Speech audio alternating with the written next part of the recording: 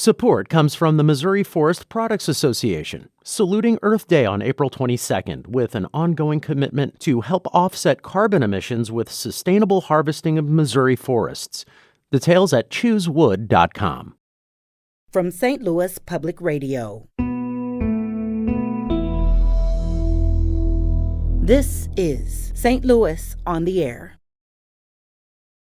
The first year we did it, people started following us around, and I was like, really, you want to watch? I mean, we're making a video. They play one song, you know? Yeah. And sometimes we have time to do two. We have a half hour with each band. We're making a video. We're not playing a show for a crowd. And I guess what it is, it's like a tapas festival. You get a little taste of all these bands in one day. So I guess that's the appeal of it. They know it's LoFi Cherokee Day in Cherokee Street because there's little party puddles that are left down the street as we move along. So we leave little puddles of people behind. People are kind of making their way. Yeah, they stay and they might have a drink. I mean, that was Earth House. I'm Sarah Fensky.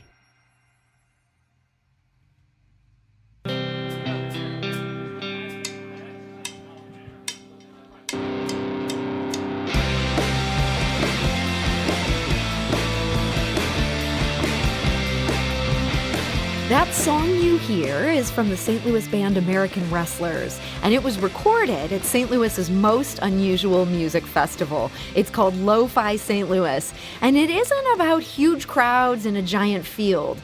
Instead, it's a music video festival, one that sees as many as 19 music videos created in a single day in the storefronts on a single street.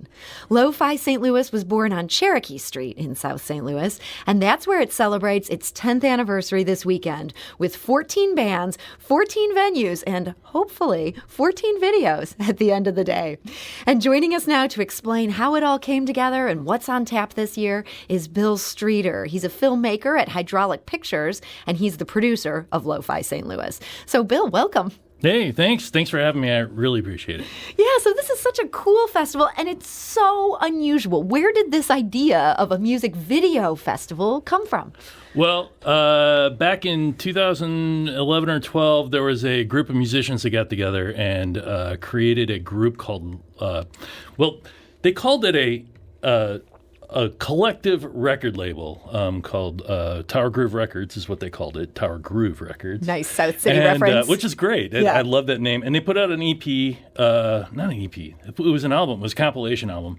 And they wanted, they had approached me. I had been doing videos as part of a website called LoFi St. Louis for a long time up until then. I had worked with a lot of these guys or shot their bands over time, and they asked me if I wanted to produce some videos to help promote that release, and I was like, sure. Why don't we? I had been doing a one-take video series at City Museum at the time, and they wanted, and I thought Cherokee Street would be a cool place to do something like that. And so I was like, why don't we do a series of videos in Cherokee Street in different venues, sort of taking music out of context a little bit, and we'll do them over the course of a few weeks. And one of the guys that I was meeting with at the time, Jason Hutto, he suggested that we do them all in one day. He's like, can't you do them all in one day? And I was like, no, we can't do that. And then, but I thought about it after I gave it some thought, and I was like, you know what? I bet we could pull that off. So the first year was an experiment. Yeah. Really, so. Yeah, and that's some hubris in that experiment. Like, we're going to just do them all in one day. I had some experience doing these before, and I knew that the thing that takes the longest for setting up for one of these one-take videos is getting the sound right. Mm-hmm. So if we had multiple sound crews, we could it was much easier to pull off. So that's what we did. We have 3 sound crews that sort of leapfrog each other down the street. And so has that been the case since the beginning? Like, you have some guys are setting up one video, even as other guys are already down filming the next? Yes. Absolutely. That's the way we've done it all along, and that's the way we're able to pull it off. And are these people part of these crews? They're just doing this for fun? No. I should say the very first year, yes, that's exactly what it was. It was a volunteer crew. It was just a group of friends of mine that we got together. I said, hey, can you help me out with this? And they loved it. They had such a good time. But over the years, I've been able to cobble together some money and get everybody paid. So everybody gets paid. But we do have a very loyal core crew of people who love this event, that work on it every year. It makes it very easy for me to manage because everybody's so into it. That's Everybody awesome. brings their A game. and the sound guys are all trying to outdo each other, I think. So and it is such an unusual event, and that people are into it, so including the crew, So. Well, but as you say, an event. This isn't just an event where you guys are going, from closed set to closed set. Yeah. There are a whole bunch of people Yeah. that have come out for these videos, and in many of these videos, we're seeing like this is a live show in front of like a huge audience. How did that come about? That so many people are there for they're 10:30 in the morning. You're starting to shoot. I don't know. You don't know. I mean, the first year we did it, people started following us around, and I was like, "Really, you want to watch?" I mean, we're making a video. We're not playing a show for a crowd. We're making a video. They play one song, Yeah. And I guess what it is, it's like a tapas festival. You get a little taste of all these bands in one day. So I guess that's the appeal of it. But Yeah. for me, it's like it's a production, and I don't know why anybody would want to watch a production. But people do. Yeah, people come out. People dig it. So I want to play a track. This actually comes from the last LoFi St. Louis before COVID shut things down. This was 2019. And this is Tonina, the wonderful St. Louis singer. She's singing Mercy, and she's doing it before a large live audience at Earthbound Beer. Yep.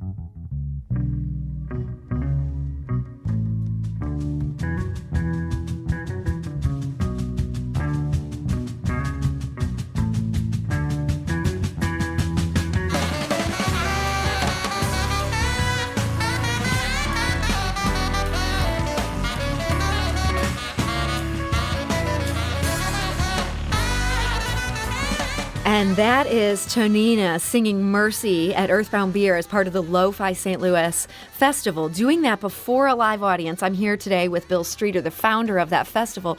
So watching this video, we now have this up on our Twitter at STL On Air. There's some very quiet moments in this song, and the audience is so quiet. How do you possibly pull that off? I yell at them. Literally. No, I have. Yeah. I have. I'm sure you have to. But in that case, I think we had a microphone, so I was able to not yell. But but I just explained to the audience like what we're doing, and then we need quiet so we can get a good recording. So that's the whole. That's really all it boils down to. So. And Tonina does this. She does this in one take. I think, that was one take, Sometimes we have time to do two. We have a half hour with each band. Okay. So that gives us a half hour to set up lights sometimes and figure out how we're going to do it. Sometimes we have a plan in place beforehand, but for the most part, we're figuring out on the spot. And then we have time. If we can get set up quickly, we can do a couple takes if absolutely necessary. I prefer to get it all in one take. Yeah. And so the audience is there. They're watching Tonina sing beautifully. Yeah. She's done with Mercy, and then she packs up, and the audience moves on to the next venue. Sometimes they stay. Yeah. I've heard people say that they know it's LoFi Cherokee Day in Cherokee Street because there's little party puddles that are left down the street as we move along. So we leave little puddles of people behind. People are kind of making their way. Yeah, they stay and they might have a drink. That was Earthbound. So people might hang out and have a beer afterwards, or they might move on to the next one, or they catch us later on in the day, or Yeah, it's all pretty chill. Yeah, super chill. But I imagine it's super chill until you're at that moment when maybe a band that isn't as great in one take as Tonina is, and they're kind of like they're trying to find their groove, and there's audience members kind of trying to burst in. How do you handle? Well, it's surprising how that almost never happens. There's occasionally there's a band that I think maybe a handful of times it's happened, but for the most part, a lot of these bands, I get a lot of interest from bands that want to participate in this every year. So there's a lot of bands that ask me every year if they can do it, and we, I have a committee of people that sort of help me pick bands. The bands are usually very well rehearsed. A lot of them are very accomplished live performers. Yeah. So and as a live performer, this is a live performance for them. So So they're used to being on stage and sort of like, covering up mistakes or just moving forward through them. And sometimes those little mistakes, if it's too perfect, it seems like it was just a regular music video and not a live performance, and that little mistake kind of gives a clue that that was live. You know? So listening to that to Nina, you might not realize that wasn't a studio recording. Honestly, I mean, it sounds that good. Yeah. And so that's, as you said, this is the sound engineers kind of trying to outdo each other. Yeah, so I have to give a shout out to Brad Sarno, who does all our mastering. He has a Sarno Music. He makes guitar pedals, but he also does a lot of mastering for local and national acts. And he is our guy that does all our mastering for us too. But then we have 3 audio guys that have been great. And this year we have 2 that are veterans, Ryan and Tazu, and then we have Patrick from Kalinga Studios, who's joining us as a new person this year. Usually when we have a crew member leave, it's either because they had to work that day or they've moved away. And we've had like 3 or 4 audio engineers over the years that have moved away, but they love doing it and coming back and doing it every year. So I'm going to play another track. This is from the 2018 festival. This is from the band Loop Rat. The song is called What's the Word? Hey, yo, check it out. It's a modern civil war. My pen is mightier than a sword. Word is bond, that's the black man's law. Mean mug, shit, this life's an eyesore. My mindset is always grind more. No guessing what I got in store. Killer instinct for those who like gore. Better know and believe life's short. Press record, channel life force. That's straight through the mic cord. I be that spark to the light source. Lately my patience is short. Meditate to restore. Wasted time I still can't afford, but splurge if that's what it's time for. 10-4. Mainly self-taught with a few mentors. Furthermore, I've mastered the art of rapport. So when I say settle the score, it's Peace Corps means C4. Hey yo, what's the word? What's the word? Word. What's the word? Yo, what's the word? What's the word? What's the word? Loop Rat, word up. What's the word? Word. Yo, what's the word? And that is Loop Rat, What's the Word, from the 2018 LoFi St. Louis. That is happening this Saturday on Cherokee Street. They're filming this in a beauty salon. That's got to be an unusual setup. no, actually that wasn't a beauty salon. That was at STL Style. Oh, okay. Yeah, so that was the So a second t-shirt room. shop. It didn't look like STL Style because they're in a second room where they do a lot of their shipping and receiving. But yeah, that was at STL Style. So you're doing this in a retail shop. I had to wonder, what's the most unusual place where you've tried to film one of these music videos? The unusual. We did it in an elevator, in a freight elevator. Sleepy Kitty, I think it was the second year. They used to, I can say this now because they don't live there anymore, but they used to live in an apartment above where Earthbound is now. And they had a rehearsal studio and an apartment up there, and they had a freight elevator, and they wanted to do a video in a freight elevator. And so if you want, you can go back to, I think it's 2013, and on YouTube and look at that video. Well, so I'm glad you mentioned these archives because it's almost sort of this, you can see sort of Cherokee evolve and unfold. Yeah. Like you set out to film these bands, and yet you're filming this street and this neighborhood as it changes. Yeah, and we've had multiple videos in the same locations that have become different businesses over time. You know? So things, I mean, Earthbound wasn't there when we shot Sleepy Kitty, but it's the same building. So I mean, it's a very dynamic street. So things are there's old stalwarts, places that have been there for years and years and years, like STL Style. Yeah. But then there's there's a lot of other. There's a lot of turnover. Yeah, churn. Yeah. And so this is almost like, I don't know, this portrait of this neighborhood, and then at the same time, I'm watching these videos and I'm going, oh, here's this guy, here's that guy. It's also a portrait of the city. Yeah. Yeah. The music scene, really. Yeah. And there's a lot of musicians that sort of are in multiple bands. So we generally don't repeat bands, but we have had bands that have had the same members over the years. Like this year we have Rum Drum Ramblers, which a lot of people think that we've had Rum Drum Ramblers before, but we didn't. We had a different configuration with a different group of musicians that played a different type, same type of music, I guess, but never precisely Rum Drum Ramblers. It was Rachel and the Ramblers. They had a female front person and some other musicians, and but they've never done it before, and they were part of a couple of those guys were in Bob Reuter's band who did it, and then it's just I used to keep a record of how many repeats each musician had, but I can't keep track of it. You've had it for too many years now. So we know Rum Drum Ramblers are playing this year, but I'm curious to hear what else is on tap for this year, because things are changing a little bit this year. This is the first year back since COVID changed America. How does that change LoFi St. Louis? So rather than, and this is something we've been wanting to do all along, is sort of control the audience a little bit. Good luck with that. We're trying to make a video here, so it's hard to do it when the room is packed and we need to run cables and sort of set up and break down and all that stuff. So we're going to try to clear the room as much as rooms as much as possible. We'll make a way for people to be able to watch. We'll have a video screen outside when there aren't windows where they can watch in. We'll have an audio feed going outside. So people will still be able, and that's for COVID as well. Just being outside is a little safer than being inside. But the other thing that's different, well, we're doing fewer. Yeah, you're doing 14 this year. At one point, you did 19. We did 19 by accident. That was not something you want to go for in the future. No, and it was 2019, so I guess it was appropriate. But we actually, we have 13. We have one cancellation. Oh, okay. This week, so it's 13 this week. Some breaking news here. 13 bands. But it's the other thing that's different. I'm trying to think of it. I think that's the biggest thing that's different. But that's a big change. So is this going to be, we will almost see the audience's nose pressed against the glass for some of these? Maybe. That would be cool. I think that would be really cool. I was in one of the locations yesterday meeting with one of the bands discussing their shoot, South Jefferson Retro, and they have these big windows that look at the street, and it's a very visually stunning when you're inside, and especially with the cool furniture they have in there. So that's going to be a fun one.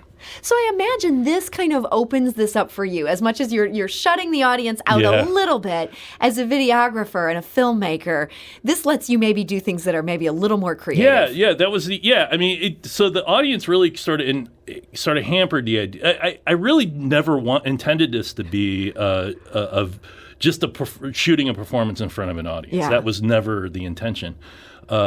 It was always just about shooting the music video. So this sort of helps us claw back a little bit of that control, while still, giving some concessions to the audience. Do you think people will be disappointed by that? I hope not. Yeah. But there's still going to be a little bit of a street party, though. They can form puddles as they walk from venue to venue. Absolutely. And, while we're setting up, people will still be able to get access to the businesses to buy drinks or whatever they want to do. But it's just we want to try to keep people outside as much as possible. Okay. So Bill, this is now the 10th anniversary. Yeah. You've been doing these for a number of years here. What's something that you know now that you wish you knew when you were starting out on this accidental adventure? I wish I knew that it was going to become what it became. I never had any clue that people would be as into it as they are. So that's a surprise. I don't know what else I would do differently. I think we did a pretty good job of figuring out logistically how to make it all work. And it just a lot of it boils down to just having manpower, and just people on hand to help us out, so. Yeah. And these videos, they continue to exist. I mean, this is something where if people want to get a sense of what we're talking about today. Yeah.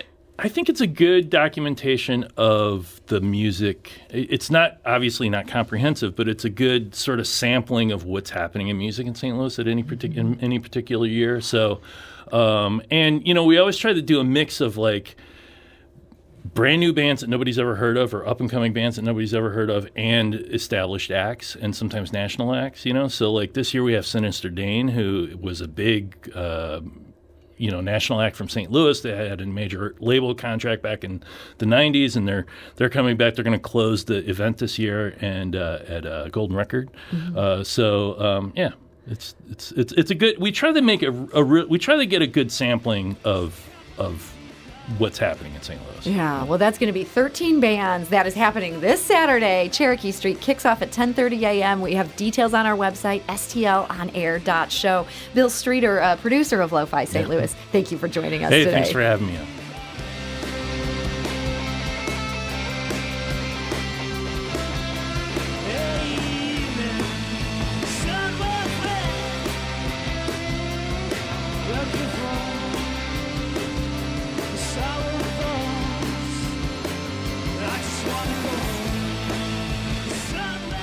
Today's episode was produced by Sarah Fensky and Aaron Dorr, with audio engineering and podcast design by Aaron. Our executive producer is Alex Hoyer. St. Louis on the Air is a production of St. Louis Public Radio.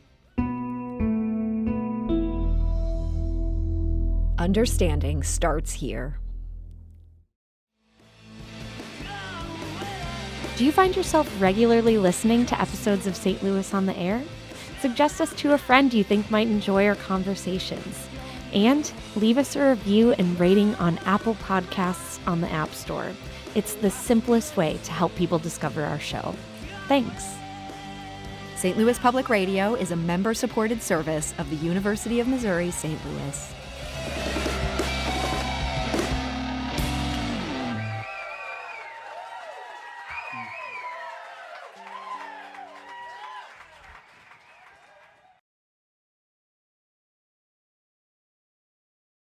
Support comes from the Missouri Forest Products Association, saluting Earth Day on April 22nd with an ongoing commitment to help offset carbon emissions with sustainable harvesting of Missouri forests. Details at choosewood.com.